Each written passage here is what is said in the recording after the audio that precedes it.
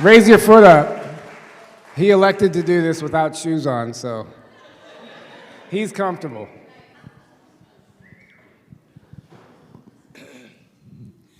Wow, thank you so much. I want to do a little something that I don't often do, but I want to do it today because I had a friend whose name was Augustine Mandino. Anybody know who Og Mandino is? So I was talking to him one day, and he said he interviewed this old woman, and she said, he asked her, how would you rate your life? She said, well, it had its moments, but if I had it to do over again, that's all I would have is moments, one after the other. So for me, this is a moment. So I want to share it. So I'm going to ask you all, when I say, this is Brooks Agnew saying hello from, you say, Journey to Truth. Okay? Here we go.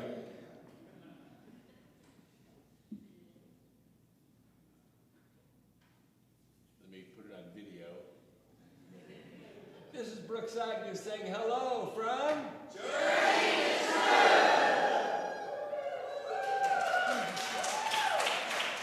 That doesn't get any better than that. Thank you so much.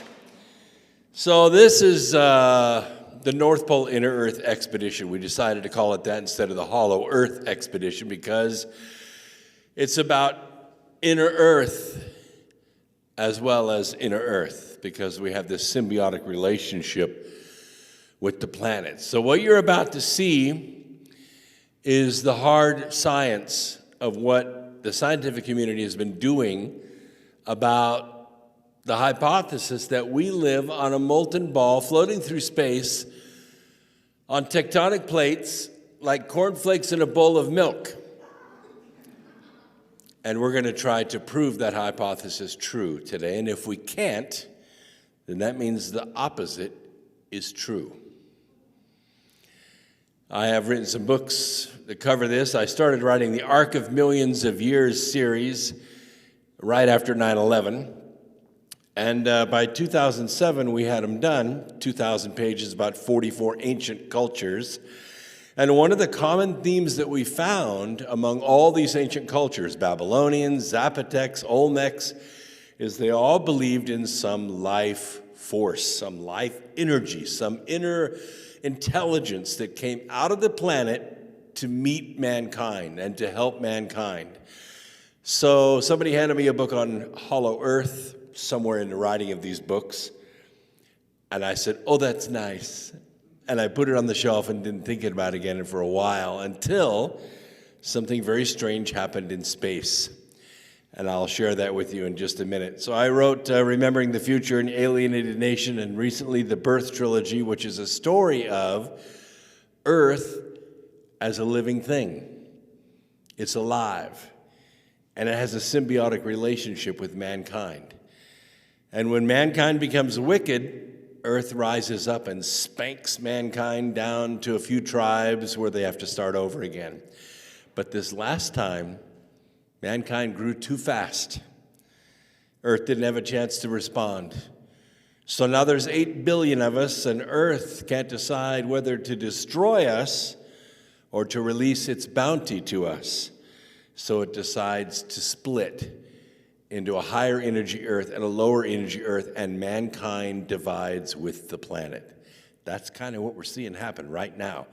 This is 1,100 pages, an action-adventure story, and then Charm of Favor. And most recently, Asteroid Mining, the Future of Energy.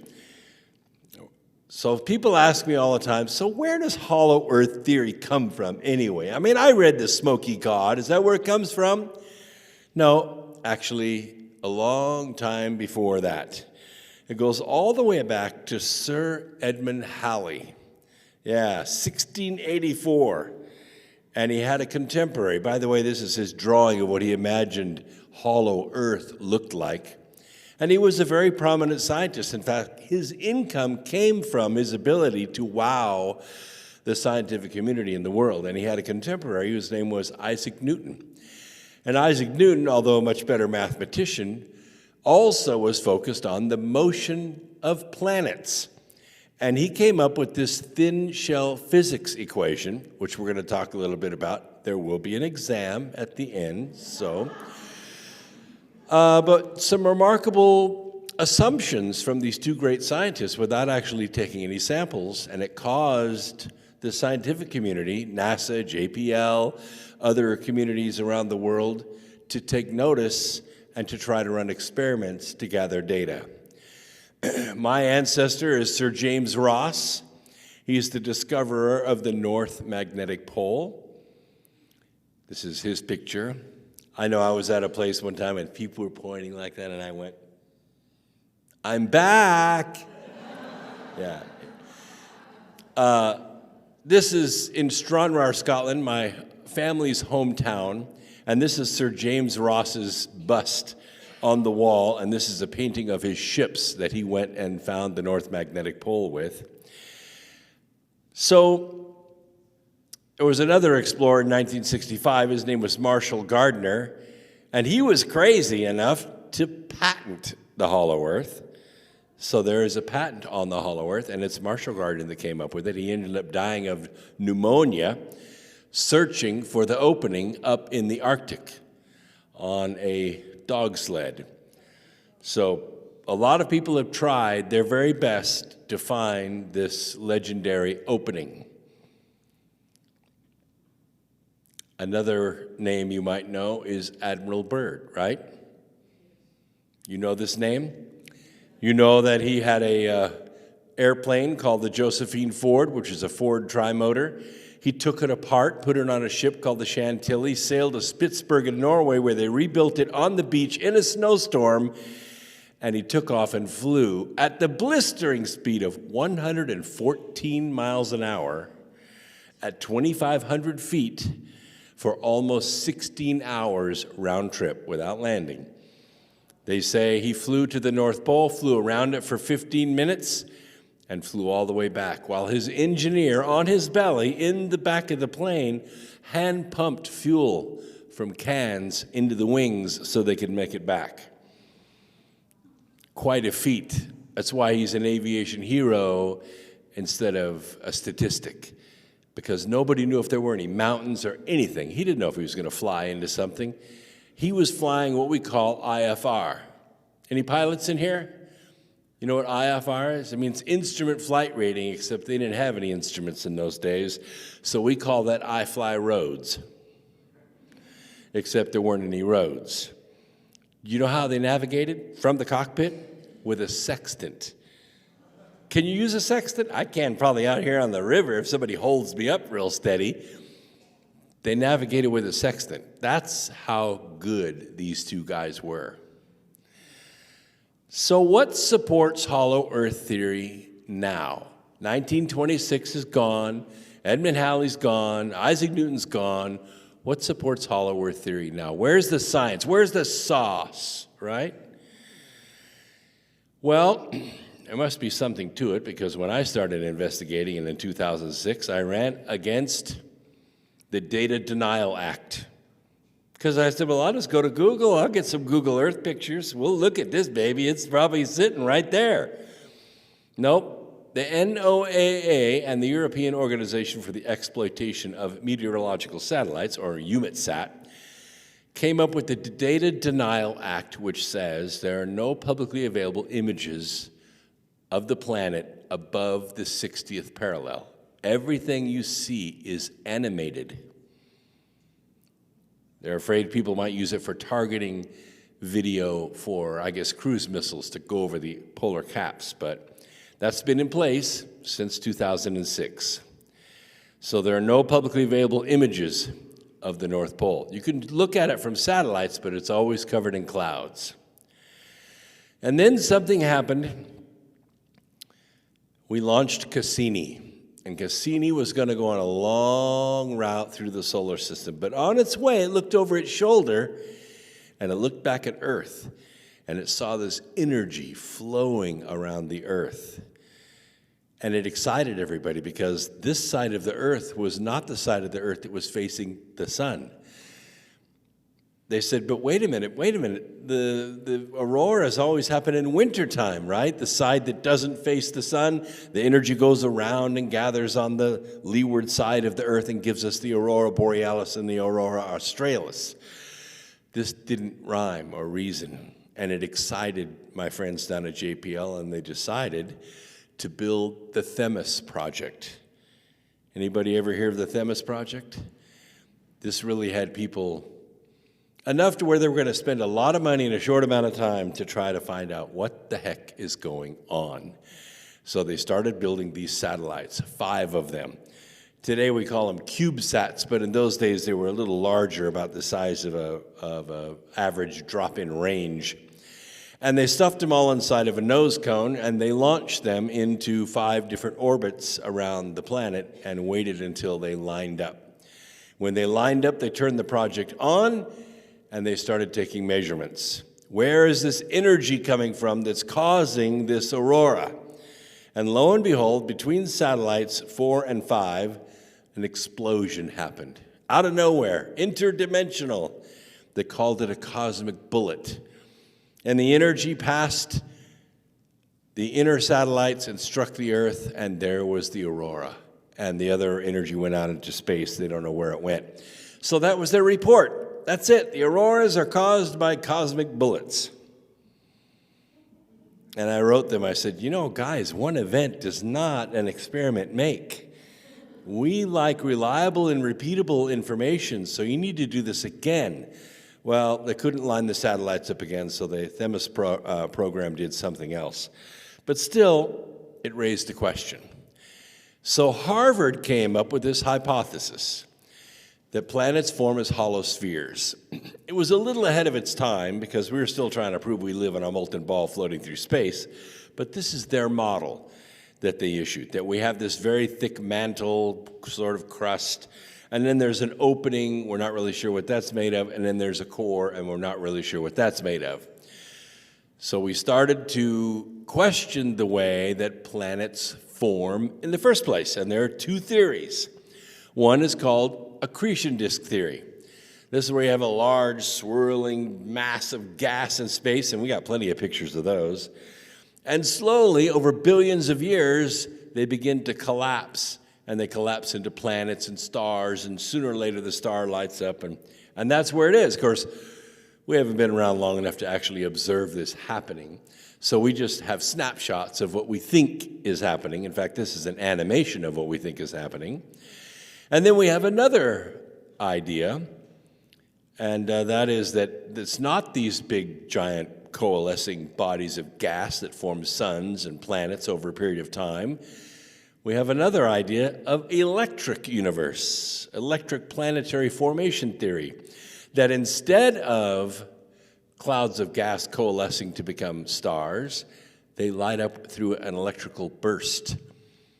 And the interesting thing is we also have examples of this in space. We have all kinds of deep space pictures that show these exact kind of nebula with that exact kind of formation of stars. And it's interesting, and it's got people excited, not just in the artistic world, but in the scientific world as well. All kinds of calculations and all kinds of satellite projects that are being planned and have been planned and have gathered data. We can animate them, and then we could take pictures in space, and we could say, hey, wait a minute, that looks just like our glass ball with a plasma cloud in it. So we have empirical data to back up this may be the way planets form. So, okay, now we know how they form. How is it that they behave once they form? Well, turns out it's kind of unstable.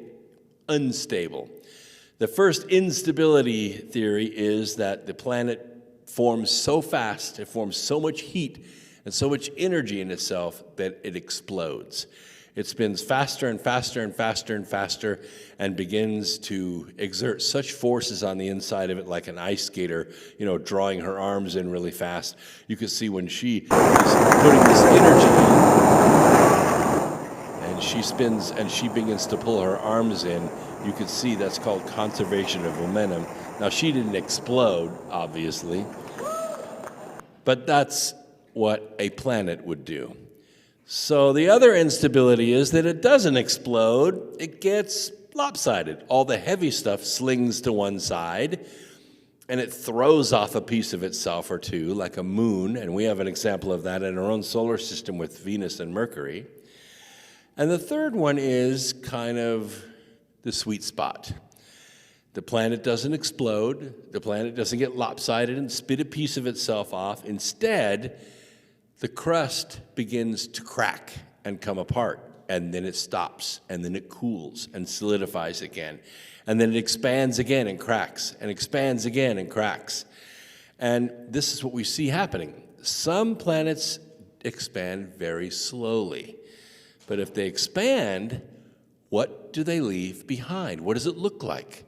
Well, here's one guy named Neil Adams did this marvelous film that kind of proves that Earth is about 3 times its original diameter. I'll show you the film. The idea of that there's a Gondwana land, which is a place on ancient Earth where all the land was located in one place. That's an assumption that Earth is the same diameter now as it was like 2 billion years ago. Not true, because we have evidence. I'll show it to you in just a second. What if Earth was once 1/3 its current size? And so this is Neil Adams' little short video I'll share with you. We come to the Earth, which, well, grew to get here, the way it is now. Here is our world, our planet Earth, floating in space.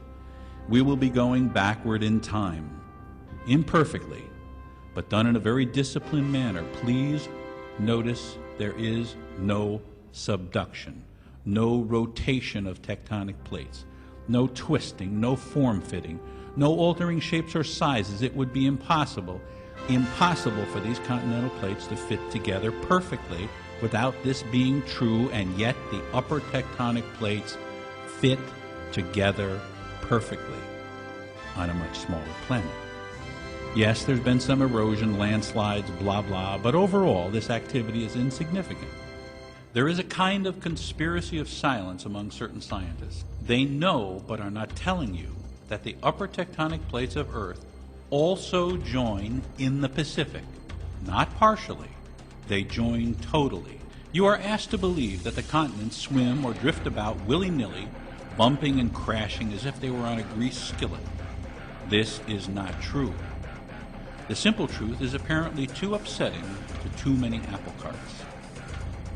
We're now going forward in time to show how the actual growth of the Earth took place. Imperfect as to details, but the overall is nailed.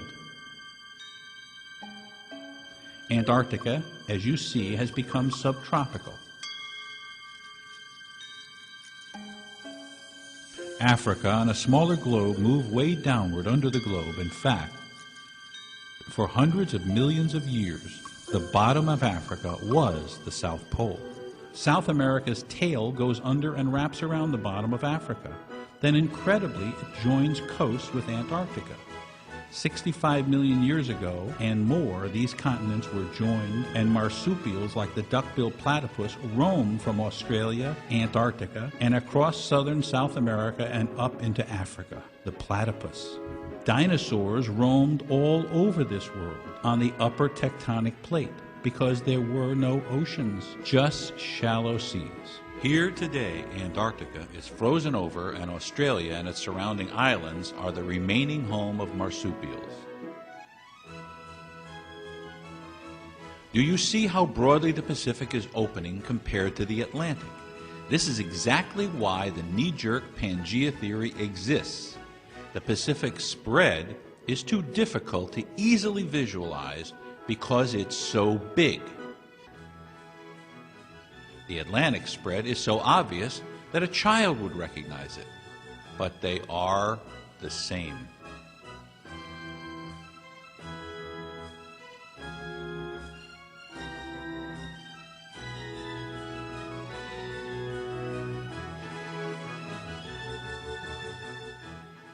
So there's a thing in science we call Occam's razor. Once you cut away all the things that don't make sense, what is left is the true answer, whether you like it or not. So one of the things that we know is that all the tectonic plates, all the continental shelves of our planet all fit together perfectly if the planet's 1/3 its current size. Like Neil said, a 5-year-old can put that together. What we have done is we've made an assumption that the diameter of Earth has always been fixed. Not so. Not so. We see where these knit lines are because there is volcanic activity along all of it, even to this day. To this very day, 2023, the sea floor is cracking open and filling in with molten material. Solar flares come from the sun, they come to Earth, and they go around our planet, around the magnetosphere, and protect us. Our magnetosphere protects us from these violent explosions from the sun. Somebody said, why don't we just build a big spaceship? We'll go through space. Take a look around. We are on a spaceship. We just happen to be living on the surface of it. These are real-time 4K images of the aurora over the planet. So my ancestor, Sir James Ross, on his expedition to find the North Magnetic Pole, by the way, it took him 2 tries. The first time he went, he got locked in the ice, and the ice smashed his ships. So they offloaded everything onto the ice, set up tents, and they wintered up there off the coast of Ellesmere Island. And they waited till spring for rescue ships to come and get him. And the damn fool went back and got more ships and did it again. And this time he found it, of course. But on his way, he finds this crazy little gull called the Ross gull. The interesting thing about this gull is it does not fly south like other birds in the Arctic winter. It flies north. And I talked to the world's leading ornithologist about this little gull, and to this day, they do not know where this bird nests in the wintertime in the Arctic. It's got to go someplace warm because this gull is not built like a penguin. It's not made to take 70 below temperatures. We just don't know. We don't know where it goes between October and June. So now let's talk about some evidence, some real hard evidence, not animals, not legends, not videos. So from deep beneath the ocean floor, Dr. Y. Sessions at Washington University got his grad students to go to work. He paid them day-old pizza, and they went through 600,000 seismograms. You know what a seismogram is? It's a printout from an earthquake. And they took these seismograms one at a time and fed them into a computer and modeled them. And what they found was that underneath the Atlantic Ocean, underneath the crust of the Atlantic Ocean, was another ocean the size of the Arctic Ocean. How did they find it? They could detect the waves crashing on a shore inside the planet. Oh, it rocked the world. Because they said, you got to be wrong. No, it was hard evidence. Hard evidence. And by the way, that seafloor, this is Jill Heinerth, one of the world's best under-ice divers on the planet. And this is her taking photographs of volcanic vents where the crust underneath the ocean is cracking open and filling in with molten material today. Yes, the Earth is still expanding, very slowly now, but still expanding. So if it's expanding, what did it leave behind? That's the question. We think with this inner ocean that there's life in that ocean because it's liquid. And it turns out that in 2008, we had a very strange winter in the Arctic. It was warm. And not only was it warm, but the wind blew from the west very hard and very long. And it did something to the ice that we don't see much in the Arctic. We do see it in the Antarctic, but it's called calving, like a cow having a calf. But calving is where the wind puts a tremendous amount of stress on the ice, and it cracks along a long line, and a big piece like the size of a state breaks off. Well, that's what happened in 2008. Oh, it opened a sea passage that has not been opened in maybe, 20,000 years. That was anomalous enough. But the next year, Scripps Institute and what's called WORMS, W-O-R-M-S, that's their acronym, they go to Malaysia every year and they sample rays, like manta rays and stingrays. Why? Because like in the lower left-hand picture, you see this tree frog. Rays are like the tree frogs of the ocean.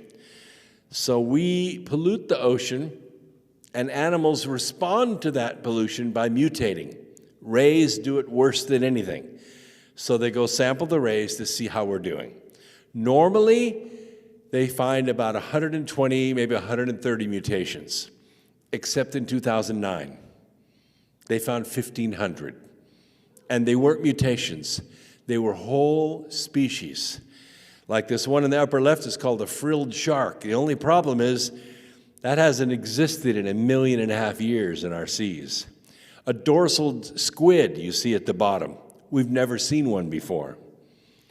All kinds of strange species showed up, alive, adult versions in our nets.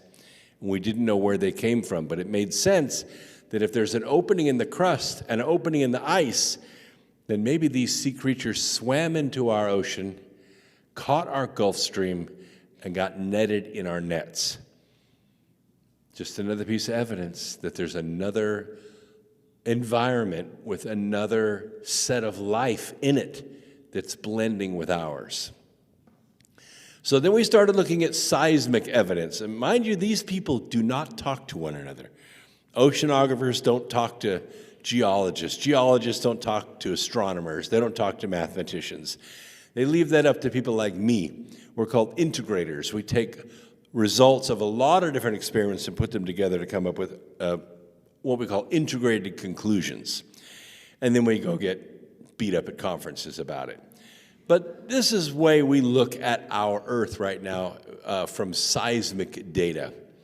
We get an earthquake, say up here at about 1 o'clock, and when it thumps the planet, the vibrations go through the planet and they end up somewhere else. And we have what are called P waves, which are pressure waves, and S waves, which are shear waves. And we kind of do a CAT scan of the Earth, like a CT scan is using vibrations. Vibrations travel through different things at different speeds, like bone and muscle and fat and water translate vibrations at different speeds. Well, so does rock and metal and molten material and water, and so we can take a look at what the inside of the Earth looks like. But again, if you try to make the data force your preconception of what the Earth looks like, you get all kinds of crazy things like, shadow zones, right?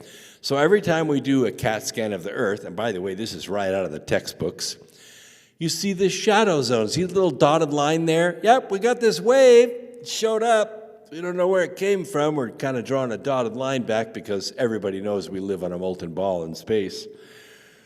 It's a broken model. Every single drawing I could find in every single geology textbook looks just like this. Shadow zones, they call it. I think it's a broken model. So we ran the math the other way.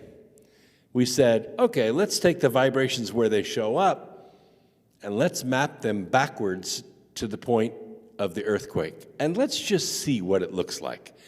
Well, we got a little different image. This works without exception. No shadow zones. It looks like this. No shadow zones. Jan Lambrecht did a great job putting this together. Every single time we run it, we come up with this image. Oops, something's missing. The molten center. So then, this caused Carnegie Science and Cambridge and other universities, especially where there's one in Japan, that ran what's called spectrographic evidence of the core. Sort of like if I had this microphone and I listened to a sound, I could put on a spectrum analyzer and I could see what frequencies those sounds are, and I could tell who's speaking, or if it's an animal or a bird or a train coming by, something like that. We do the same thing in science, and we have catalogs and catalogs and catalogs of all kinds of elements, and we know what their signature is, what their frequency is, like we know what note it is on the guitar. And so they built this experiment called the diamond anvil. And the diamond anvil is a unique instrument because it's on hydraulic rams. We take an industrial diamond, it's very, very hard, and we put a crucible in between them, and we smash them at incredible pressures, what we think is the pressure at the center of the Earth. And then we shoot a laser through the diamond to heat up that crucible to the temperature we think the center of the Earth is at, because those are the frequencies that we're getting. And when I say that, by the way, this is what the industrial diamond looks like, is quite the experiment. They've duplicated it 3 times, 3 different labs. That's the kind of data we like to see. But we keep getting this double hump. Well, we know what the one hump is. It's iron. It's iron all day long at 6,000 degrees C, which means it has to be matrixed with something or it's not going to stay together. It's going to come apart. Turns out that's what the second hump is. The second hump is xenon. Xenon. Now, I'll tell you, this answered a lot of questions for chemists. We have a law in chemistry called the law of partial pressures. If you have a bottle of Pepsi that you haven't opened, you'll notice it's full of Pepsi except for the head space, right? The little bit of air under the cap. Well, we can take a needle and go through the cap and we can sample that airspace. And the law says that the airspace will have exactly the proportion of all the chemicals in the Pepsi. That's called the law of partial pressures. We do the same thing with our atmosphere and the ocean, except the xenon's missing, about 90% of it. And we never knew why until now, because the core is made of a solid iron crystal at 6,000 degrees C, matrixed with xenon. And that's what it looks like. This is the crucible of the experiment. So now we know that we have a solid core, and it's way denser than we thought it was. We thought it was somewhere around maybe 9 grams per cubic centimeter. Turns out it's something like 14.5 grams per cubic centimeter. Now, I'll just run some quick math by you, a concept by you. We can tell how heavy planets are by the size of their orbit and the amount of time it takes for them to go around the sun, okay? That makes logical sense. And so when we say that the Earth weighs a certain amount of tonnage, we're basing it on that transit time around the sun, and of course, its diameter, assuming that we know how dense the Earth is. And that's the big assumption, because 3,000 meters below our surface, everything begins to change. Now, we obviously haven't drilled there. We've only drilled roughly 8 miles into the Earth. That's at about 40,000 feet, which is like nothing. That's like here to St. Louis. It's not very far at all. The mantle or the crust of the Earth is somewhere around 900 miles thick, and we're only guessing what it's made out of. Beyond that, we think the core is solid iron. It looks something like Harvard's model, like this. So the mantle, the core, the crust itself is kind of Swiss cheesy. So there are a lot of hollow spaces, but probably not habitable. Inside, though, if there's a liquid ocean under there, it's not steam, it's not frozen. I guarantee you, if it's liquid water, there's life in it. Guarantee you. That's just the way Earth is. The core is about 1,100 miles away from that. That's a pretty good distance, even at 6,000 degrees C. If there's air between the core and the crust, it's probably only about 100 degrees, 110 degrees on the surface. That's livable. And by the way, no nighttime and no radiation, because the wavelength of light is conducive to grow plants, but it's not conducive to make ultraviolet radiation. So things would live a very, very long time. These are infrared visions of the Earth. And in the very bottom, you can see a Tibetan diagram which shows the way the ancients thought about the Earth. And there's an overall pattern in this, which I will refresh your memory with. Some of you are wearing it today, so you'll probably know exactly what I'm talking about. So let's look at the gravitational evidence of the core. Remember I told you we think we know how much the Earth weighs because it travels around the sun at a certain amount of time, a certain distance. We got to figure it out. Well, back to Isaac Newton's theory about two gravitational bodies in space having a certain distance apart. This won't be on the exam. You don't have to pay attention to that. But regardless of the masses or the distances, the main thing is that F1 and F2 will always be equal. And that's what we find between the Earth and the Moon and the Sun. There are points, which we call Lagrange points, and I'll explain that here in just a second. But here's Newton's thin shell physics in a thought experiment. And you can just go along with me in this. These are simple animations, but it will get my thought experiment across to you. This is why solid planets, or why planets cannot form as solid balls. They must form as spheres. And we're just approaching this from Isaac Newton's mathematics. Because if we have a crust that's 900 miles thick, and we look at our planet, we realize there are two centers of gravity. One is in the crust, and one is in the core. So let's run an experiment. Let's say that we're all in this room, or one of us is in this room, and there's an elevator shaft in this room, and there's a bathroom scale in the elevator, and I decide to stand on that bathroom scale. Well, I know I weigh 0.1 metric tons here in this room.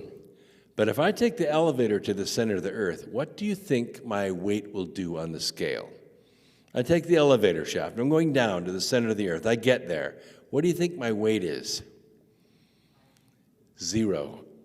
According to Isaac Newton, inside a sphere, all locations cancel out all other locations. And besides, if I were to go to the North Pole and stand there, no matter which way I faced, which direction would I be facing? South, right? Not east or west, or certainly not north, because I'm standing on the North Pole. If I'm in the center of the Earth, where's all the mass of the Earth? It's above me. So I would weigh nothing. If I weigh nothing, then there's a nothing spot for the core to sit in as well. And now we see that it doesn't crush all down on the core. It looks like this. And on the surface, we're accelerating. Right now, you're not feeling it because you're hopefully in a chair. We're accelerating at 32 feet per second toward the center of the Earth. That's what's holding you in your chair. But on the inside of the crust, it would be about 21 feet per second squared toward the center of the crust, because we're in a smaller diameter and less mass. We don't have the mass of the core helping us to accelerate. So we would weigh less. Animals, plants, everything would be bigger on the inside of the planet. And all we need to do is find the passage. We need to find the passage underneath the sea to connect the two oceans. We think we know where it is, plus or minus 100,000 or 10,000 square miles, which is about 100 miles by 100 miles, which we could survey in 15 days. But I'm getting ahead of myself here, So what is the historical and human consciousness evidence that we have? There's a lot. There's more than I can go into tonight, and lots of other people do it better than I do and probably leave you with a better feeling. I'm going to leave you with a scientific feeling. When I went to Tibet, I went across the Tibetan Upper Plateau in 2 weeks. I don't recommend it. The lowest altitude we were at was 11,500 feet. The highest, 18,500. And the only reason we didn't make it to base camp is because 4 of my team got liquid on their lungs. And we made a pact before we left. We all go or we don't go. And so we didn't want to leave those 4 people behind, so we stopped at 18,500 feet. But everywhere we went in Tibet, we saw this symbol of an inner earth with an inner sun. And we saw animals everywhere in positions of praising and, I don't know, bowing to it, deer and peacocks and all kinds of stuff. And here I am on the top of the college in Lhasa. Has brought us here to Tibet, high above the city of Lhasa, almost 14,000 feet. Behind me is the symbol of Tibetan Buddhism. At the core of their belief is this symbol. In the center, you'll see the yin and yang. From that, you'll see rays of light coming out to an outer ring. That ring is full of foliage. This is also recognized around the world as a universal symbol of an inner earth. Locked into Tibetan Buddhism as far back as history goes. This afternoon, we're going to talk to a High Lama and see if we can find out the roots of this Tibetan Buddhism. I have no idea why he's out of breath. 14,000 feet. You can see the snow on the Himalayas in the background. We're traveling the world, assembling the pieces one by one. Next year, we'll complete the North Pole Inner Earth expedition, so you'll know the truth, how this Earth is constructed, and why we are here and where we're going. Interesting stuff. This is in the hotel in Lhasa, the Lhasa Hotel. No heat in the hotels if you're planning on going. It's 40 inside the hotel. Yeah, so fortunately I was in a room by myself, so I stole the other bed's comforter and put 2 of them on my bed. It was very cold there in Tibet, very cold.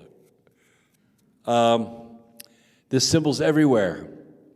It goes all the way back to 646 AD. And it's the core of Buddhism, the fact that we are linked to planet Earth, that Earth is this living, sentient being that we have a relationship with. And if we don't treat her well, she treats us unwell. So we'll see how that goes, because I think we're getting better and better at it. I travel all over the United States, and I do see that virtually every community is taking care of the planet. The water's clean, the trash is picked up, we don't let forest fires burn uncontrollably. Not like other countries that I've been to, China and Mexico and let's see, where else did I go? Oh, Nepal. Horrible, horrible centuries of pollution. You cannot believe. Nothing we can do in this country is going to fix what they're doing to the planet. They need to get their act together and stop dumping raw sewage into the rivers and letting it pour into the oceans. So let's talk about the other end of consciousness. Let's talk about the Christian side. If I went to Rosslyn Chapel, which is not far from where my family's from Stranraer, Scotland, that I showed you earlier, and there's a little chapel called Rosslyn Chapel. Oh, this is in Tibet. This is Rosslyn Chapel.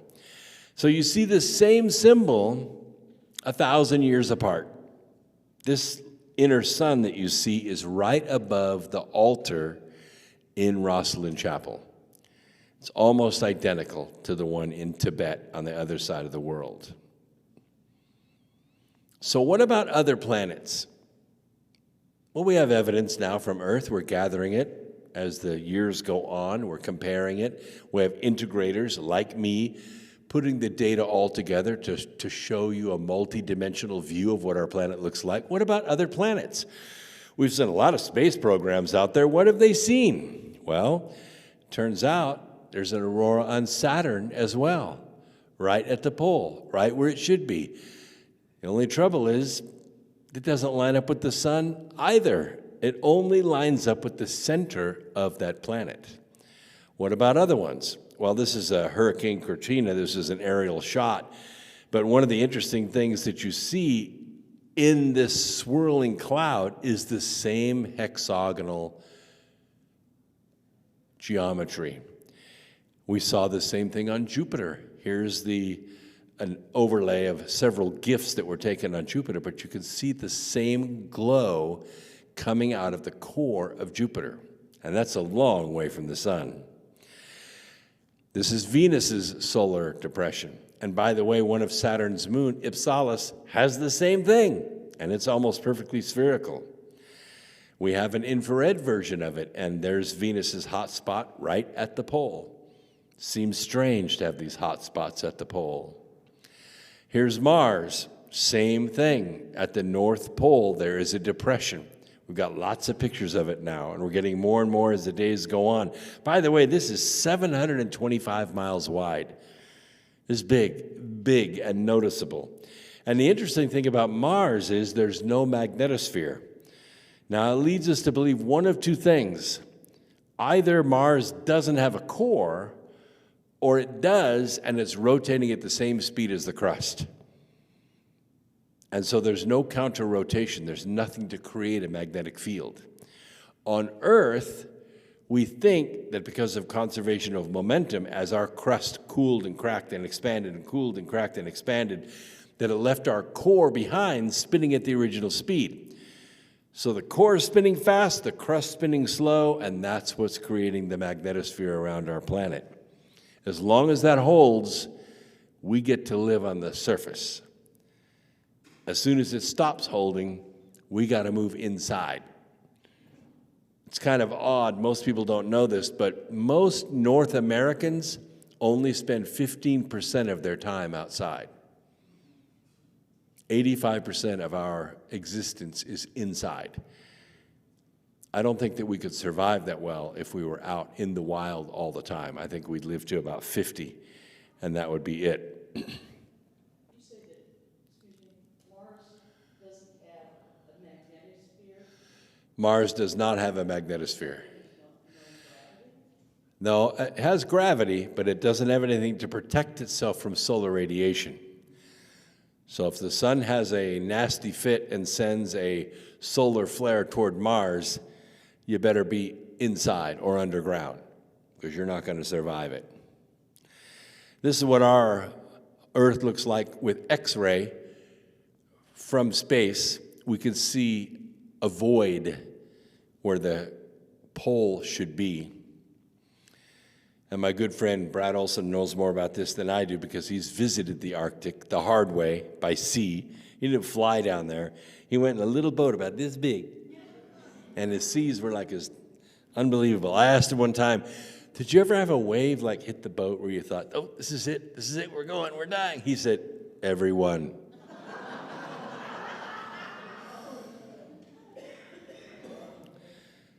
So I was asked to throw in a couple slides about hollow moon. So how am I doing on time? Am I doing okay on time? We got? Okay, plenty of time. I got kicked off of YouTube because of this, so I'm going to be unbridled here. Here's what we know about the moon. We don't know much.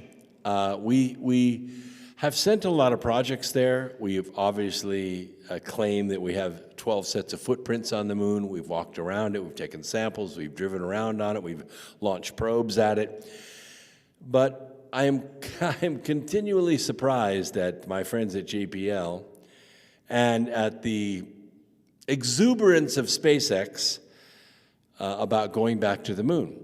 That all of the things that we thought we had licked in 69 through 72, we now have to do over again, bigger and better and faster, and somehow all of our astronauts came back without any radiation poisoning and lived to be ripe old ages, and now we're worried about sending Snoopy in Orion around the moon. I don't know. But there's some things about the moon that really excite us and have got our greed going, shall I say, because on Earth we believe that burning oil is bad for us. We think that we call it fossil fuels, but it isn't really fossil fuels. It's just long-chain hydrocarbons buried in the Earth, and I believe constantly generated by the Earth. And we haven't really done that good of a job, I think, shoveling it into our gas tanks and burning it. Earth kind of gave us a couple 100-year head start, let's call it. Gave us oil to power our society until we could figure out a better way to do it.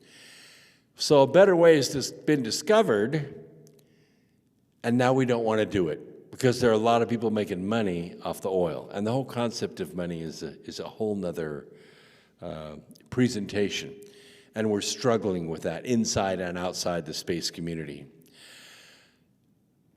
But in 1969, we put seismometers on the moon. The very first space team were trained as geologists, and they placed accelerometers on the surface of the moon when they were there. And they were designed to send radio broadcasts back to Earth anytime there was any kind of earthquake or moonquake that happened on the moon. So the lunar module takes off, it exhausts its fuel tank, and they jettison it because they're not bringing it back to Earth. They just dropped it. So it falls back to the moon. Of course, no atmosphere to slow it down. They don't bother putting a parachute on it. They're not worried about hitting any houses or anything on the moon.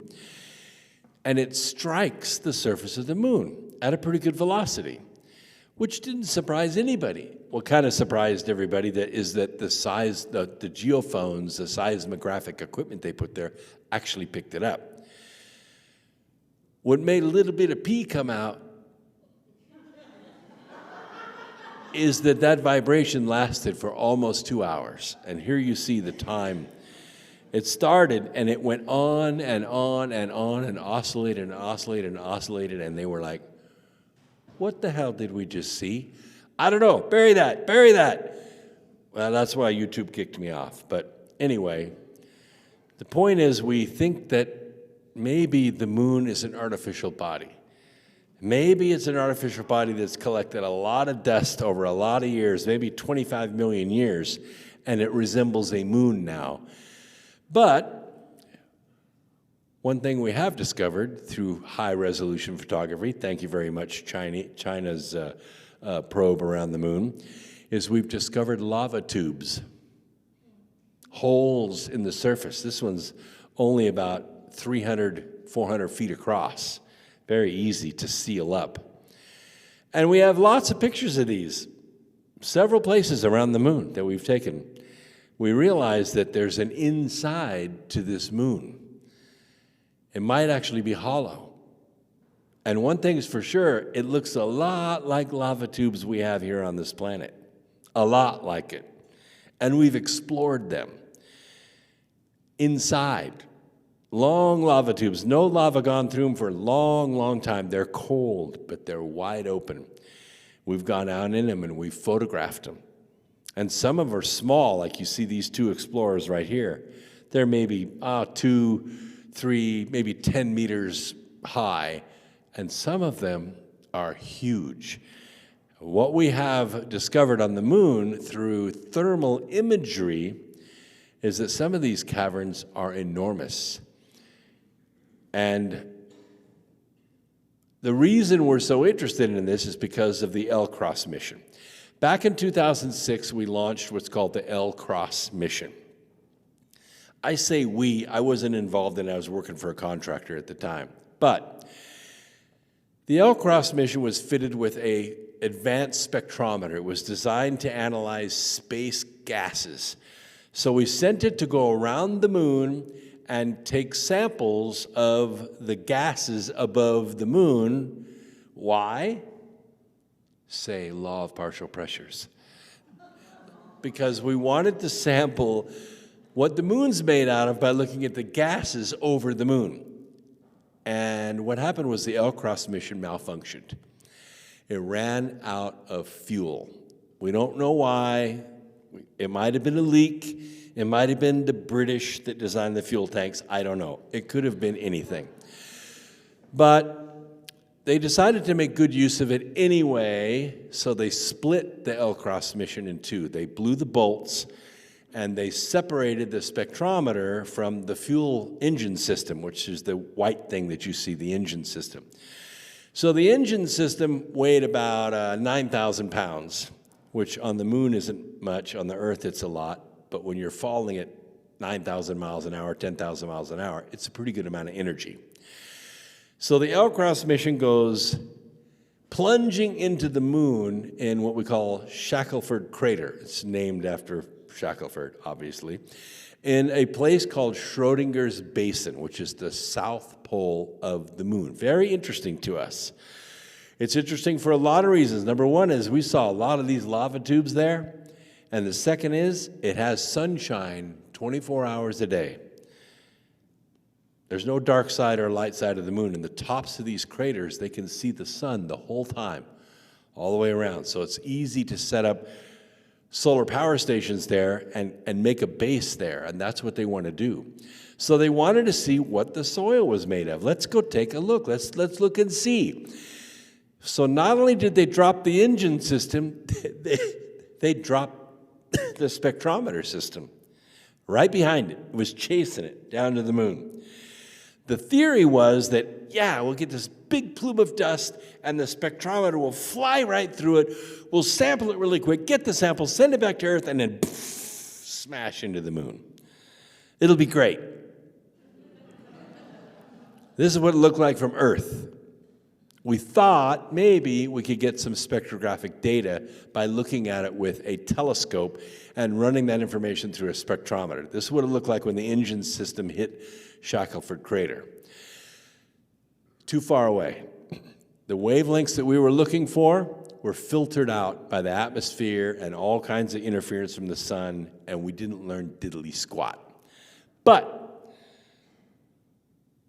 the spectrometer section flew through the plume and sampled it and got the sample and sent it back to us before it smashed into the surface. And we learned something about the moon.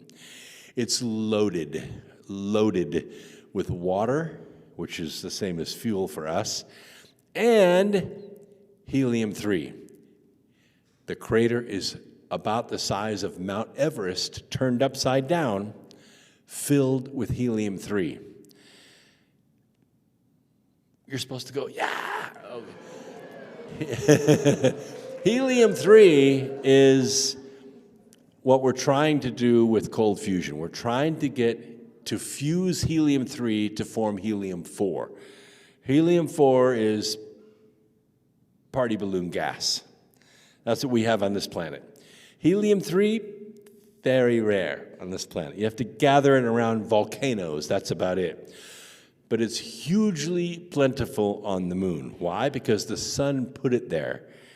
And it's been gathering for millions and millions of years. In fact, this one crater has a 10,000-year fuel supply for Earth. And now the race is on. And now everybody wants to go to the moon. They want to get this Shackelford base set up, including Elon Musk. Now, they're saying they want to go to Mars, but that's the watch this hand while this hand does the other thing. That's the old bait and switch. There's enough energy in this one crater to make energy so cheap on this planet, you could literally give it away. You could give it away and let mankind, do what it will with it. It would be that cheap, that plentiful. And, of course, the petroleum industry doesn't want it to happen, but we're kind of switching the paradigm. Remember, I told you we're shoveling our planet into our gas tanks and burning it, but there's a lot of other uses for oil. 3/4 of the things in this room, this laptop, the clothes you're wearing, the shoes you're wearing, all made of oil. The drugs you're taking, the coatings, the lenses in your glasses, all made of oil. Lots of stuff made from long-chain hydrocarbons given by the Earth to us for drill and get it cost, but not energy. Helium-3 from the moon is the solution for the next 10 millennia of Earth and beyond. Because once we get this fuel supply, we not only have energy, we have rocket fuel. And that means that the time to get to Mars goes from 7 months to 70 days. And we're talking about million-pound ships. 70 days. That's doable. Right now, if we send people to Mars, right now, men and women, and a woman gets pregnant on Mars, that child's a Martian. It's never, ever coming back to Earth. You will never make it here. By the time that child reaches Earth, it'll be born in weightless conditions. It won't even be able to breathe when it gets to Earth. It'd be like taking us in this room and sending us to a planet that weighs 50% more than this one. I would go from weighing 0.1 metric tons to weighing, well, so much I couldn't get off the floor. I could barely get off the floor in CrossFit class now. It would be very rough. So, if the moon is hollow, and we can get there, and we can build, and we can mine, we can change everything. We can change everything. And remember, the moon's only 2 days away. So if, like, you break a bone on the moon, you could be, in your local hospital in 2 days. This is the plan. This is where we're going with the moon. You absolutely guarantee this is where we're going. And inside the moon, those lava tubes, some of them are enormous. We know one that's in Shackelford Crater that's large enough to hold the city of Philadelphia. If we sealed it up and we used the water to make oxygen and we used the helium-3 to make energy, we could pressurize the inside of the moon and live inside the moon. 1/6 gravity, what we have here, which would be kind of cool. I mean, you could carry a truck around on your shoulders, but you could still do work. You still have gravity. All your bodily functions would still work. Oh, you'd be able to throw a baseball like unbelievable. The games would be amazing. Moon golf, that's what I'm looking forward to, baby. How far did you drive that? I drove 750 yards today. Very good, yeah. Good. But this is all doable, and the money is not an object because the energy is free. So all this is there. All this is laying there for us. And so this is the next question that comes out. Anytime we follow this subject, whether we're talking about the moon or the earth, we always get to UFOs. What about UFOs? You think the earth is filled with intelligent life? I don't know the answer to the question, but I am a scientist and I love questions. And one thing we know is we have a lot of data. One of my good friends, his name is Dan Willis. He was a radio man on the West Coast, and they picked up a distress call from a ship. Help! There's a disk coming up out of the water, and it's flying, and it's getting ready to go out into space, and we don't know what it is. He picked that call up. What do I do with this, sir? What do you think he was ordered to do with it? When he got out of the Navy, he shared it with everybody, but while he was in, he was ordered to suppress it. So, how many people here have seen a UFO? See, that's what I'm talking about. I get that same answer everywhere on the planet. So I'm going, okay, so that's a no-brainer. We have UFOs. So I know 3 things now about UFOs. Number 1, they do exist. Number 2, they're as present as they want to be. And if they wanted to be more present, there's probably not a damn thing we could do about it. And number 3 is, I'm so happy they have not brandished their weapons. But here's what we're talking about. I went to Tibet, and I got aboard a Shorts 360. Anybody know what that is? That's an old turboprop airplane, 19-seater. Shorts made it, and Nepal could afford to buy them. And they made these tour airplanes out of it. Of course, it didn't have any cabin door, like between the cockpit and the cabin. And the side glass was all etched up from just flying and flying and flying and never replacing them. So there was taking no pictures out the side windows. So I asked the flight attendant, can I, go up in the cabin and take pictures? Sure. So I went up in the cabin and I straddled the nose wheel gear and sat on my knees and took these pictures out the front window of that Shorts 360. That's why it's kind of a blue tint. But that's Mount Everest, and that's K2. And it's right straight off the nose of the aircraft. So I thought it was fascinating. I took as many pictures as I could. And then I went to Trout Lake, to James Gilliland's place, ECETI. You know, I got there, his little sign that says, "Welcome to the sanctuary." And I thought for a long time, oh, that's an ET sanctuary. That's cool. They can come here and not be molested. I like that idea. And then I realized the sanctuary is for us, you know, that we can come there and talk about UFOs without being made fun of. I had this weird friend that had flower bushes in front of his house, and bees come, you know, to sample all the flowers. So he hung signs on the bushes that say, "Bees, stay away." And I thought for a long time it was for us, you know, because we can read and shit. So bees, stay away so you don't get stung. But after you knew him for a while, you realized the sign was for the bees. Bees, stay away. But I'm in Trout Lake, and I decided to take pictures of Mount Adams. You know this picture, right? You've seen it 1,000 times. Conference is over. We're staying an extra day. Kind of let the hangover wear off. And we're looking at Mount Adams, and we're taking these beautiful daytime pictures.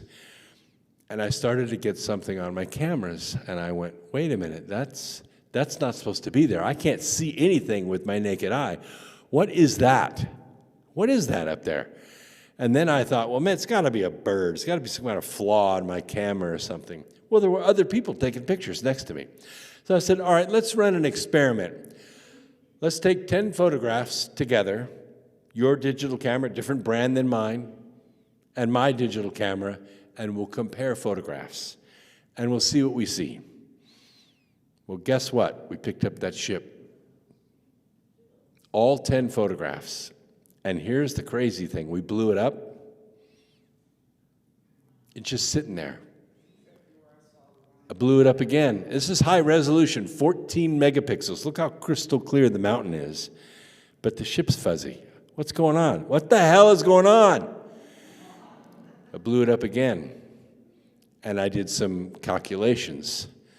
500 feet long, cigar-shaped. And then I tried to figure out why in the world can't I see it in broad daylight against a kind of a hazy background with my naked eye, but my digital cameras can pick it up.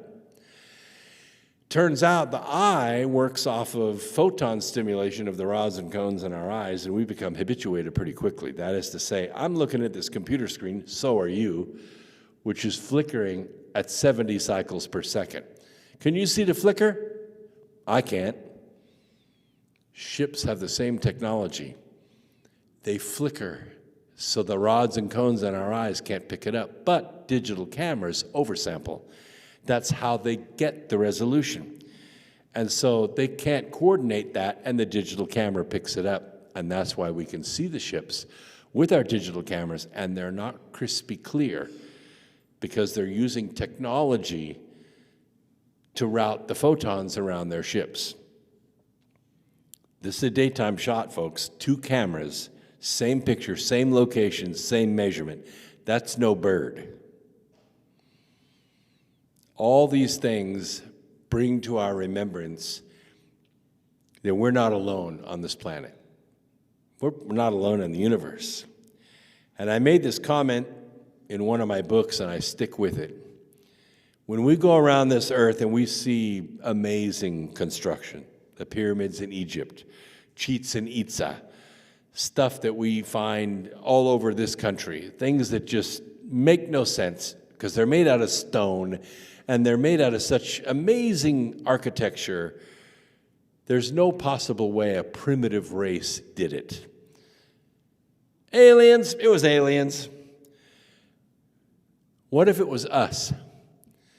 What if it was us on one of our iterations on this planet, and we realize that planet Earth is going to rise up and it's going to spank the hell out of us, and there's only one thing that can survive Earth, and that's Earth. So we build these edifices out of stone So the next time we reach that level of technology, we can see these things and ask the question, how do you think these things were made? And that act of asking that question reminds us of who we are and what we're supposed to be doing, instead of heading over the cliff again and again and again. And when I travel around the world and talk about hollow earth theory or hollow earth hypothesis or hollow earth experiments, I get such a passion that comes back at me, not like anything else I talk about. Believe me, people are mad about the hollow earth. They're just crazy about it. They're excited about it. Something inside them tells them this is right. We're not just living on a rock floating through space accidentally. There's a union here between the souls of this earth and the planet itself, and it's trying to tell us something. And I think that's maybe the purpose of us being here. I think that we are being divided and confused and masked over and put into solitary confinement to prevent us from remembering who we are. So I ask you, do you remember? Do you remember the fact that maybe there's a grid of energies around this earth, and if you tie those grids together, you get this pattern? Some of you are wearing that pattern right now. You know exactly what I'm talking about. We're talking about the Merkaba. We're talking about the one shape that goes from the second dimension, which is a flat universe, to the third dimension, which is the dimension we're in with time, and that is the tetrahedron. We know this shape. We've seen this shape. We see this shape all over the place. We see it in our dreams. We know exactly what it means. It is the rotating fields of light energy that create the third dimension. And I have a whole nother lecture about the golden mean and why this shape even exists in the first place. But it all ties into inner earth. It all ties into the energy of the earth and the energy of the people. The Tibetans knew this, and they drew it everywhere I went. You see this tetrahedron, this flower of life, this conscious symbol that there is an inner earth energy and it is tied into the human soul, and that we are inextricably linked together. And when we deny that, when we move away from that, earth wins every time. This is a building in Shigatse. This is about 14,500 feet. This is way up in the mountains. It has a spiral walkway all the way up to that basket you see at the top. This is bright sunshine. Let me tell you, the ultraviolet radiation is very intense up there. 108 rooms in this thing, telling the story of the creation of the earth. This is the Potala, which is up until 100 years ago the tallest building in the world. It's made of sticks, like little sticks laid on its side and jammed together to make the walls. So I went there with the intention of not staying on the government tour. And I'm confessing now that I have bribed government officials in multiple countries. So I bribed the Chinese guard, and he opened the door, and he let me down in the very bottom basement of this building. And I was very discreet about it. I didn't go stomping down there and let everybody know I was down there. But when I got down there, I saw this structure. And this structure defied my senses. I asked my guide who was with me, I said, Punsalo, what the hell is this thing? And it was as tall as this ceiling. By the way, that's how big the basement was down there. And I'm showing you these Tesla pictures, these Tesla coil pictures, for a reason. Because what I saw down there was called a stupa. And the reason it defied me is because I thought the Chinese would have stripped this thing to the core by now, because it was made of gold. And it had 10,000 gems on it. And if you'll notice, coming out the top is this kind of a, stacked coil structure. And then you see that V shape coming out of it, like wings, and then red, white, and blue ribbons wrapped around it. Like, what in the hell were they trying to tell us with this? And all those energy waves coming around that likeness of a Panchen Lama in the middle of it. And by the way, those are sapphires lining the outside of that, big sapphires. So I said, Punsala, what is this thing? He said, it's a stupa. And he said, well, it's used to transport the soul of a Panchen Lama through that four-dimensional stargate you see on the ceiling back to nirvana after he dies. I said, well, it sounds really good, but that's an awful lot of gold in a pretty poor country and a lot of energy and a lot of work to go into this. And I'll tell you what I see. I see a Tesla coil. He said, what? I said, oh yeah, this has been built before, or should I say since. This was built in 646 BC, or 646 AD, and Tesla built his in 1906, but it looks like this. And guess what? When I overlay the two of them and animate it, it looks exactly the same.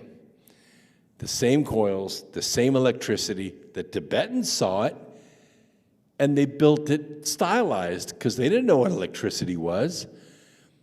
Tesla saw it, recognized what it was, and built it out of wire and made it work. And that four-dimensional stargate is everywhere. By the way, let me ask a question. How many people here saw the movie The Last Mimsy? I knew that. That's a kid's movie, and it's not directed very well. And except for the kids, it isn't acted very well. And the music, it's okay. But the concept really strikes home. Do you remember what the concept was?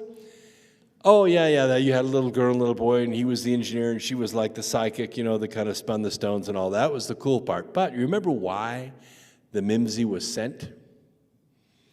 The Mimsy was sent because the future mankind vaccinated themselves to the point where they had no immune system, and they had to live inside rubber suits. So they decided to recapture ancient DNA, and they sent a stuffed rabbit with advanced technology to capture DNA from the past so they could bring it to the future and fix the race of mankind. A little prophetic, don't you think? But I thought the thing with the spiders was the coolest, don't you? So Nikola Tesla says he received pure visions of his inventions. He didn't make them iteratively. That is to say, let's build this and then this and then this. He built it full scale right away. And he said his downloads of this high technology, they're very common throughout history. I read a biography of mathematicians. I know you're going, that guy's really a nerd. But it was exciting because each one of these mathematicians, Riemann and Chandrasekhar, and all these brilliant people that changed the history of math forever, they all say they received whole mathematics in dreams. They didn't derive the math. They got the finished math and then had to go figure out what do these symbols mean. Same thing. So my question is, do these messages, these dreams, do they come from Earth? Are they stored somewhere in Earth? And then people, each time they have a lifetime, they go back and get the record that they once had. That's a very interesting question. When I think of sentience of the universe, it's undeniable. Mankind, throughout history, makes sudden, massive leaps in technology. We assume it comes from extraterrestrial, Venusian, Pleiadian, Arcturian people. But maybe it comes from Earth, because I know that was my experience. and Scott remembers this. I was at ECETI, August 17, 2006. And I was in the computer room, that was where my cot was, and I could see Mount Adams from my room. And that day we had just gotten refreshed on meditation technology, so I decided to meditate that day. And this amazing connection happened between me and Mount Adams. And by amazing, I mean felt like a dryer hose connected straight to my chest, right out the window, all the way to the mountain. Now my eyes are closed, I don't really see what's going on, but I can hear what's going on. And I could feel this kind of pulsating against my chest, like air pressing against me. And I could hear music. Actually, it wasn't music, it was singing, like choir singing, like Tchaikovsky, like unbelievable layers and layers and layers of voices. And after about a minute, I figured out what they were singing. They weren't singing a song, they were singing words. And the words were peace, love, and joy. Really long, really stretched out, like I could pick out all the harmonies. And that went on for about 3 minutes, and then it stopped. Still connected, I heard this voice come down the tube. And it said, because you are quick to forgive, you are forgiven. And the tube disconnected from me. And when it did, I just decompressed and came out of meditation with a gasp. And the people who were sitting around me, I said, God, did you see that? And they each said, did you see that? I said, what did I miss? I have my eyes closed. They said, you had all these gold tablets and drawings and everything going into your back in the dark. And we didn't want to say anything. We didn't wake you up. But then you burst out of this, and we just want to let you know that you just got a big download. That was 2006. I was 52 years old. I wore glasses, and I had asthma. And I weighed 40 pounds more than I do right now. I laid my glasses down for the last time. I didn't have any asthma after that.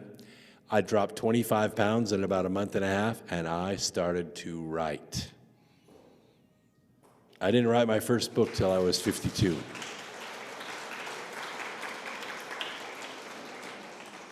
So now I'm just trying to share the stories and try to keep it going. I can tell you we're going to run some experiments on this ship, because when we take this route, I think you'll agree this is a challenge. Let me just skip ahead to that part. I don't want to talk about the experiment right now. I want to talk about where we're going. This is pictures from Tibet. These are female Tibetan monks living in ruins up on the mountains. I made friends with them. They spoke no English. I did not speak any Tibetan, but I think we got it.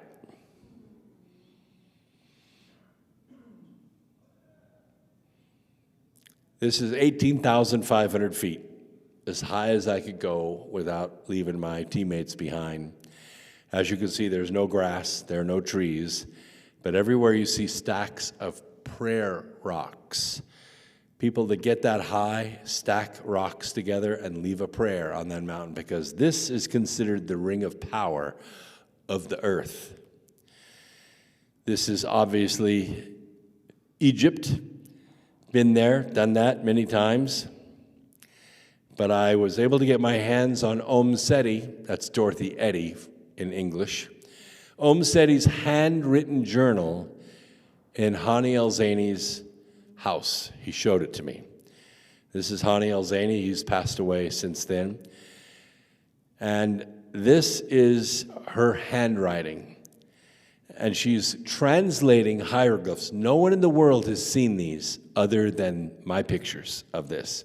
That manuscript was never published. From ancient Egypt. Yes, from ancient Egypt, right, because she believes she's the reincarnated priestess from Abydos, Seti's original, let's just call it a passion of Osiris and Isis. But here written in the hieroglyphs, it says they escaped into the earth. And I thought that was most interesting, so I photographed it and I circled it.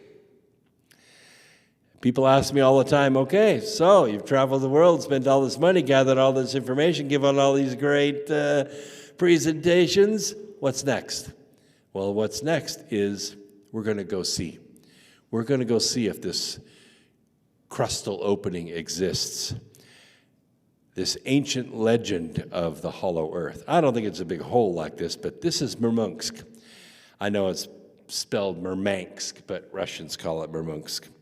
It's actually a resort community at the top of this river, north of St. Petersburg, way north of St. Petersburg, like way north of Finland. It's right on the edge of the Arctic Ocean. But this is where the nuclear-powered icebreakers are parked. And we intend to charter one of these ships and sail from there to the North Magnetic Pole, survey this 100 square miles, that is to say 100 miles by 100 miles, 10,000 square miles, and come back in 15 days. And we think, based on our records, that that crustal opening is somewhere in there. We're going to drop what I designed is called the DART. It's 8 feet long, it weighs about 200 pounds, and it has a gas cylinder on it. It drops to the bottom, 4,400 meters deep, by the way. That's why you can't take a sub there. It sinks a core sampler into the bottom, inflates a bag with that gas cylinder, and floats back to the surface. And then we'll recharge it and drop it again. We're going to build 4 of them. We think that we can take core samples off the bottom, and the 6 universities that we're taking with us will analyze those cores and tell us what life lived on the bottom of that sea. Sure, there'll be fossil life, there'll be diatoms, there may be living things, I don't know, but I will say, if we get close to that crustal opening, we'll see a rapid and high concentrated shift in life forms. And that'll be a confirmation that we have found the opening. Sir James Ross stopped here at the North Magnetic Pole. We're going to go a little bit further than that. And I can tell you, in the spirit of exploration, because I am an Earth explorer, we're going to do this expedition. It is expensive to a land with no horizon. This is the ship. It's called the Arctica. 450 feet long, 75,000 horsepower, nuclear-powered icebreaker. We cannot go to the moon. We cannot go to Mars. But we can go to the North Pole. It's a $3.7 million venture. But it isn't all money. Well, it is all money outlaid. We actually organized our dry run in 2020. We had all our tickets bought. We were going to go to Murmansk, photograph the ships, interview people, and then come back and try to raise money for the venture. And they decided to lock the entire world down, so we didn't go, and we lost all our money. And right now, you can't buy Russian dressing, let alone rent a Russian nuclear-powered icebreaker. But the day will come, I promise you.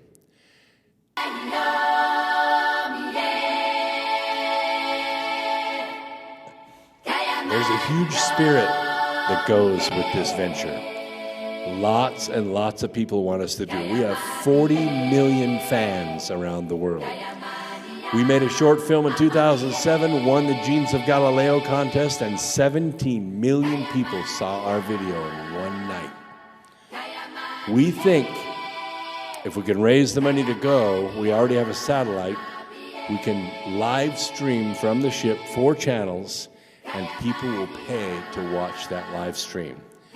And we think we can not only make our money back, but we can make enough money to do voyage number 2.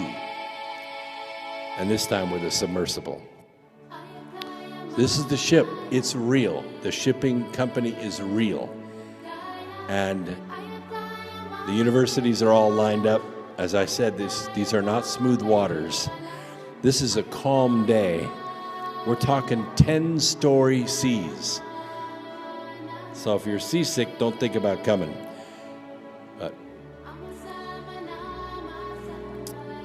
you can go to my website at northpoleinnerearthexpedition.com and nippy.com and learn all about it. The business plan is there. Our team is there. You can write us. You can ask us questions. You can route us to somebody that's rich enough to pay for it. But one way or another, we're going to make this happen. I'm on the air every Wednesday and every Sunday at 8 p.m. with America Free Radio. I'm live on Rumble and Facebook and Twitter and DLive and Twitch, and all those archives are stored. So if you miss the live program, you can watch it anytime, and all the episodes at all times are free. Please sign up for my newsletter. We'll send you updates to everything we're doing twice a week, and it's free. My name is Brooks Agnew. Thank you so much.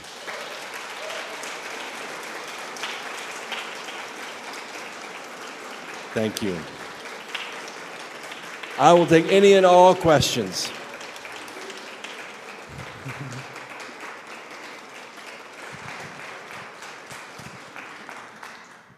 That was amazing. Thank you so much. Does anybody have any questions? Bring them on.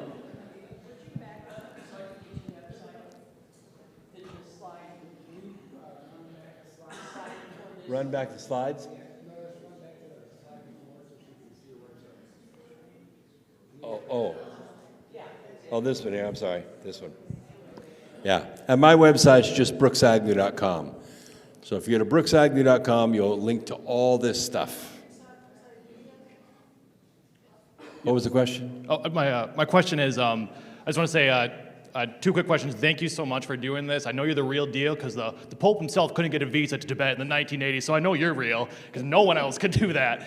My two quick questions are, is your theory that there's a sun in the center of the Earth and that the sun gives off like our elements, so the sun is basically expanding, giving off all these elements, and that's where the matter is coming to make the Earth expand? My second question is, I'll let you start with that one real quick. So you want to know about expanding matter? Yeah, like how is the Earth getting bigger? Like you're saying the Earth is 1/3 its size. Where is it getting the matter? Is it getting space dust of comets, or is it actually the sun in the center of the Earth, like creating like nuclear, like elements, like how gold comes off the sun and we? Well, there are a couple theories about how the Earth got here in this solar system. There used to be a theory which we call moon capture theory. That is to say the Earth was here and the moon came along and Earth captured it. But we have since regressed that and decided that what really happened is Earth capture theory.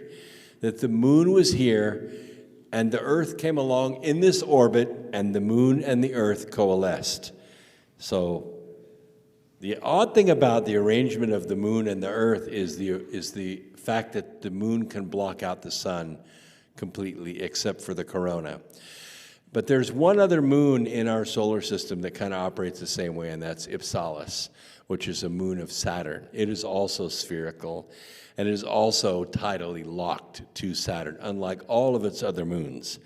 So we definitely think that there's some intelligent design in the placement of Earth and the moon. Gotcha. And my second question really quick is the Department of Energy came out and they announced that for the first time ever, we have a science team that created more energy in an output than we put into the device. And that's like never been done before, and that's, I guess, it's not nuclear fission, it's actually nuclear fusion. Is that the type of free energy technology you're talking about that we could use going forward? In 2006, I formed a company called Phoenix Science Foundation. I funded it, and we went to 22 different labs around the world to investigate new energy technology. And after I was done, 21 of them were fake, and one of them was real, and it did not put out energy. All it did is convert energy, but it did such a great job that we put it into manufacturing, and it's been in manufacturing for 17 years. So I looked at everything. I looked at SEAL, I looked at Searle, I looked at the Medini motor, I looked at all the water technologies. Everything required more energy out, or more energy in than we got out. Some of it was very high efficient, but it wasn't what we call zero-point energy. I'm just saying I put my money where my mouth was, and we went. Hello. I have a question about the honeycomb Earth theory. Do you have any comments or thoughts about that? that below our crust there are honeycomb-shaped caverns? Well, I went to Mammoth Cave, if that's what you're asking about, and we explored Mammoth Cave as deep as it goes. And I even met with the staff, and I said, now be honest with me, what's the deepest section of this cave ever seen? It was 366 feet. So I doubt anybody has walked into the inner earth or seen anything like that. If the crust is 900 miles thick, it would take you a year to walk it, and I don't think anybody can carry that much food with them. So I am aware of a kind of trapdoor, not a trapdoor, but a special condition that people put on it about a dimensional portal, that you can walk into a dimensional portal in Shangri-La or Mount Shasta or whatever and somehow suddenly end up in Telos. I've been to Shasta probably 40 times. I've been on all those tours. I've taken instruments with me. Never seen any opening. It's a great legend, great legend.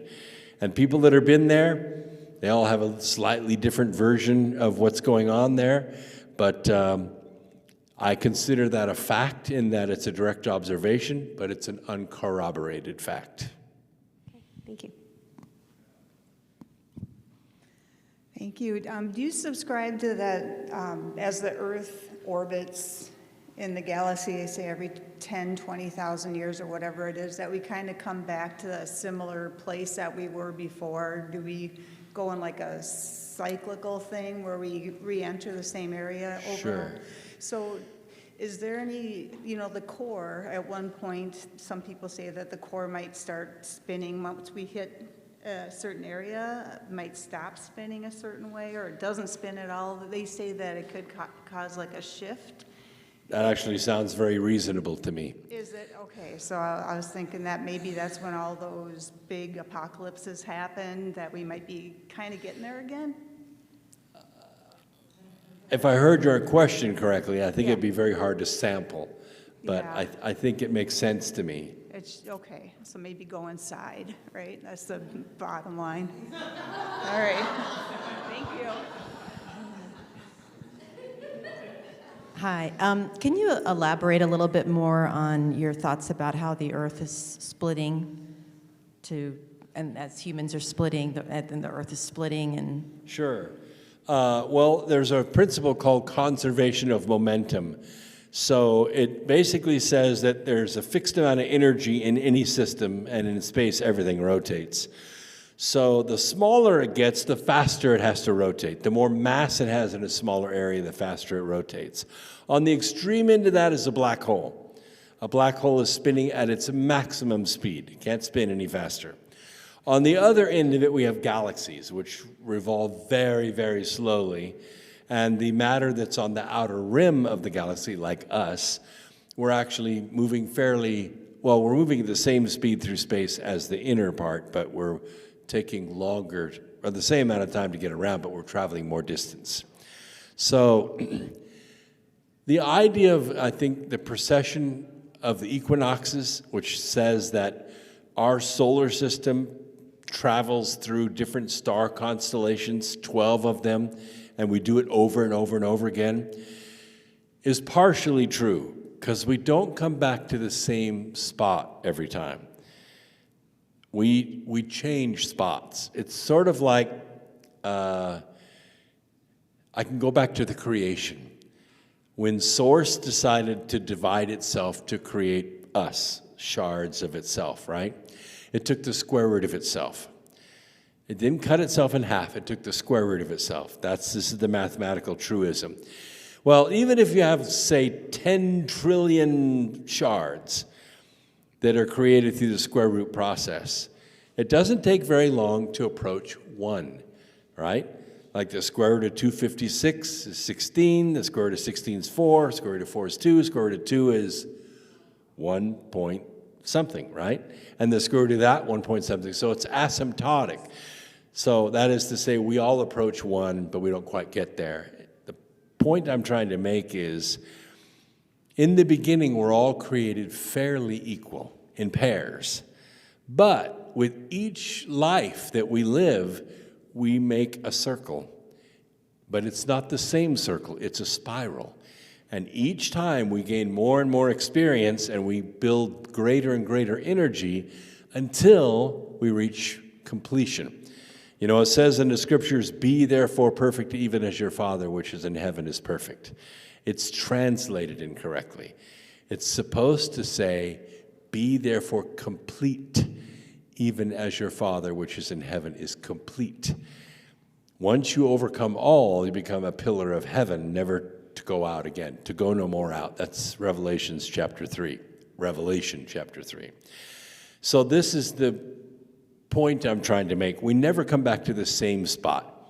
Just like reading a book for the second time, you get more out of it the second time because you're a different person the second time. And that's where we are today. I think we're at a point where we're not going to walk over the cliff again because we're more awake now than we've ever been before.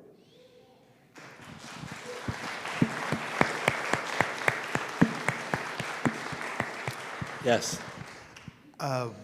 Is there, or this is kind of a wishful thought, is there a way to make an artificial magnetosphere since ours has been kind of going up and down and kind of getting crazy? Is there a way to what? A magnetosphere to make an artificial or a technological, or maybe isolate an area with a magnetosphere type of technology?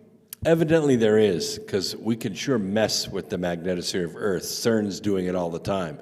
And yes, it is possible to make a personal magnetosphere to protect yourself from electrosmog. And if you go to my website, you'll see some of that technology. Cool, thank you. All right, thank you. Thank you so much. Give one more round of applause. Thank you so much.